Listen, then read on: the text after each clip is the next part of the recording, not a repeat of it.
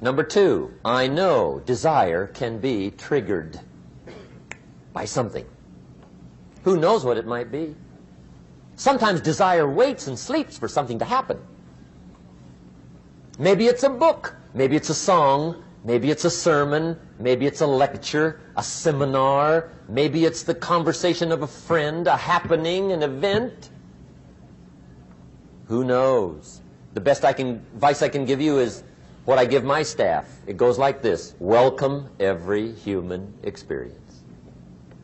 You never know which one is going to turn it all on. Even the bad experiences. Sometimes from the bitterest experience comes the greatest awakening. So let down the barriers, take down the walls. The same wall that keeps out disappointment keeps out happiness. Let life touch you. Don't let it kill you, but let it touch you. Here's the last one. This one's powerful. Resolve. Resolve says, I will. Two of the most powerful words in the language. I will. Benjamin Disraeli once said, nothing can resist a human will that will stake even its existence on the extent of its purpose. Shortly put, I'll do it or die. See, that's powerful. That could be the day that turns your life around. The world has a strange way of stepping aside when somebody says, I'll do it or die.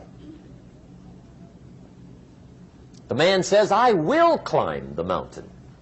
They've told me it's too high, it's too far, it's too rocky, it's too difficult, it's never been done before, but it's my mountain, I will climb it. Pretty soon you'll see me waving from the top. Or dead on the side, because I ain't coming back.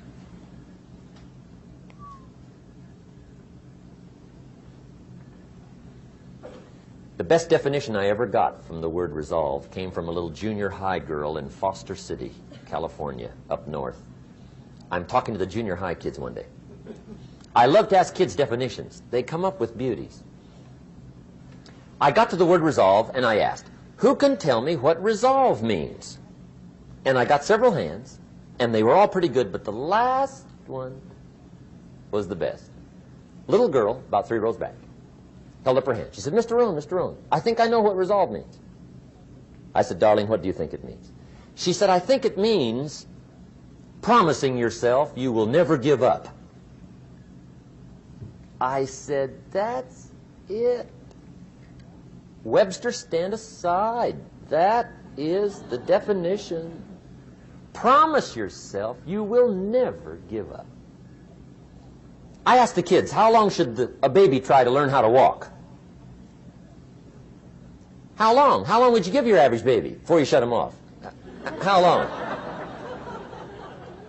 See, any mother in the world would say, you're crazy. My baby's going to keep trying until it learns how to walk. What a magic formula. Now let me show you what triggers all emotions into activity that brings results. And results is the name of the game. Here it is. Action. Finally, you must do something about how you feel. Jesus, the master teacher, said, don't just be listeners, be doers. The world admires the doers. Whatever it takes to get you to try harder, read more, set your goals, and go for it. Here's the next attitude disease. Overcaution. Some people never will have much. They're too cautious. Now, you can also be too reckless, but you can also be too cautious. This is called the timid approach to life. And my caution was always the risk. Risk used to drive me right up the wall. I used to say, what if this happens? It's called the language of the poor. What if this happens? And on top of that, if this was to happen, look at the fix I'd be in. I better not try. I could always ace myself out. Then I'll tell you what changed my whole life when I finally discovered it's all risky. The minute you were born, it got risky. If you think trying is risky, wait till they hand you the bill for not trying. If you think investing is risky, wait till you get the tab for not investing. See, it's all risky. Getting married is risky. Having children is risky. Going into business is risky. Investing your money is risky. It's all risky. I'll tell you how risky life is. You're not going to get out alive. That's risky.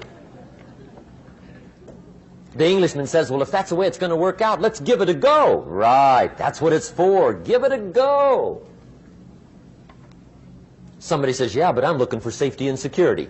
Fine, then huddle in a corner. We'll cover you with a sheet, bring you 3 meals a day. And we'll protect you, feed you, look after you, care for you. We won't let anything happen to you. And you'll probably live to be 100. The guy said, well, yeah, I'd live to be 100. But what a way to live. Right. What a way to live, safe and secure. Don't ask for security. Ask for adventure. Better to live 30 years full of adventure than 100 years safe in the corner. And see, it's not important how long you live. What's important is how you live. Here's the next attitude disease. We're almost through with this motley list. In fact, we're almost through. Hang on. The next one is pessimism. Pessimism, the deadly disease of always looking on the bad side, the problem side, the difficult side, checking all the reasons why it can't be done. The poor pessimist leads an ugly life. He doesn't try to figure out what's right. He tries to figure out what's wrong. He doesn't look for virtue. He looks for faults. And when he finds them, he's delighted. How ugly. This is the poor guy who looks through the window, doesn't see the sunset. He sees the specks on the window.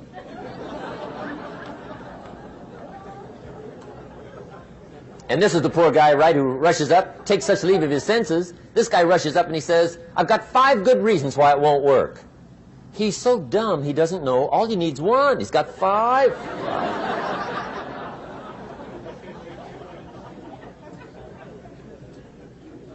To the pessimist, the glass is always half empty. To the optimist, the glass is half full. Why would the same measure affect people 2 different ways? Answer, it all depends on how you look at it. Our lives are mostly affected by the way we think things are, not the way they are. The way we think they are affects us most. There's a subject we don't have time to get into tonight called better thinking habits. One of the major things Shove taught me when I met him, he said, poor thinking habits keeps most people poor. Not poor working habits. Most people work hard, but they don't think hard. And Shove taught me that the mind is like a factory, a mental factory. And whatever you think about all day long pours ingredients into this mental factory. And that's what builds the economic, social, financial fabric of your life. He quoted me a Bible phrase that says, as you think, so you become. How awesome. When he talked about poor thinking habits, he had me. I used to start the day reading the morning newspaper. I mean, you can believe that or not. I'd get a cup of coffee and read the paper. I'd load up on wars and riots and murders and stabbings and killings and bank robberies and muggings and car wrecks and tragedies. I'd even read the back pages. I seem to like that stuff for some weird reason. I'd load up on all that, and then I'd start the day. You can imagine the kind of days I used to have. You walk around on your financial knees. They call you economic peewee.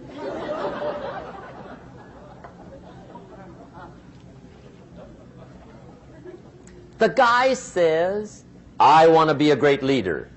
Wonderful. The first thing we do is follow him to his house. When we get there, we walk in and check his library, number 1. Somebody says, well, why check his library? The reason is because what a man reads pours massive ingredients into his mental factory, and the fabric of his life is built from those ingredients. You would not believe what some people have got in their house to read. You would not believe. One of the best dressed up words I know for a lot of it is trash. Can you imagine dumping a barrel of trash into this mental factory every day and coming out with a rich, dynamic, positive life? It can't be done. You might as well try making a cake with cement. The kids back in Danbury, Connecticut, high school, they're asking me questions one day. I'm talking to the kids. Kids got good questions these days. One of them said to me, Mr. Rohn, how do you build the good life? I said, it's simple. It's not easy, but it's simple. Here's how you build anything. Select the right ingredients, keep out the wrong ingredients, and it starts with thought. Everything starts with thought. So you must be wise and careful what you think about, because that starts everything. You got to be wise and careful. I asked the kids, what would happen if somebody dropped sugar in my coffee? They said, well, you'd be okay. I said, what if somebody dropped strychnine in my coffee? They said, well, you'd be dead. I said, correct. Lesson 1. Life is both sugar and strychnine. You gotta be careful. I said, what if my worst enemy drops in the sugar? They said, will you be okay? I said, what if my best friend, even by accident, drops in the strychnine? They said, well, you'd be dead. I said, correct. Lesson 2, watch your coffee.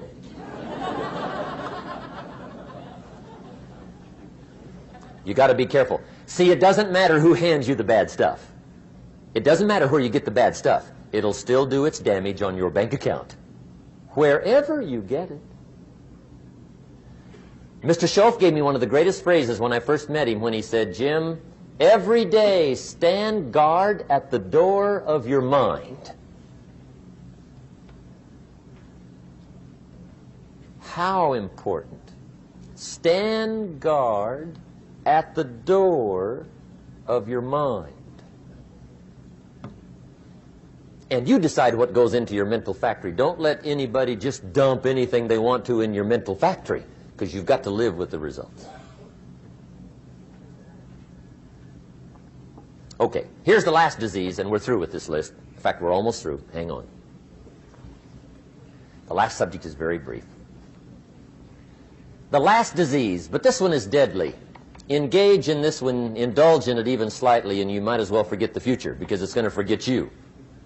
Complaining, crying, whining, griping, a Bible word called murmuring. See, that'll ace your future. Spend 5 minutes complaining, and you have wasted 5. And you may have begun what's known as economic cancer of the bone. Surely they will soon haul you off into a financial desert and there let you choke on the dust of your own regret. I hope I said that well, so you won't forget. It's a deadly disease. If you don't think it's bad, ask the children of Israel of Old Testament fame. Typical of us all, their story just happened to get in the book. Story says, children of Israel were slaves. God performed a series of dazzling miracles and got them out. And now they're heading for the promised land. Remember the story? Heading for the promised land. Tragedy of the story, they never got there. Reason. From day one, they started to complain. They griped about the water. They griped about the weather. They whined and cried and griped about the food. They griped about the leadership. They whined and cried because it was too far, too cold, too hot, too difficult, too miserable. I mean, they whined and cried for years. Finally, God said, I've had it, trip canceled. Or something like that. The story says they died in the desert, never got to the promised land. Which I think means two things. Indulge in this long enough, you get your future kissed. And I guess it also means even God himself can only take so much.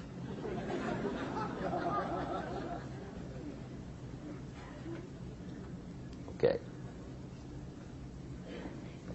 Just be on the lookout of the things that can destroy all the good you start. The war is on. And this evening, tomorrow, mentally, personally, socially, economically, you got to make sure you're winning the war. And this is part of it.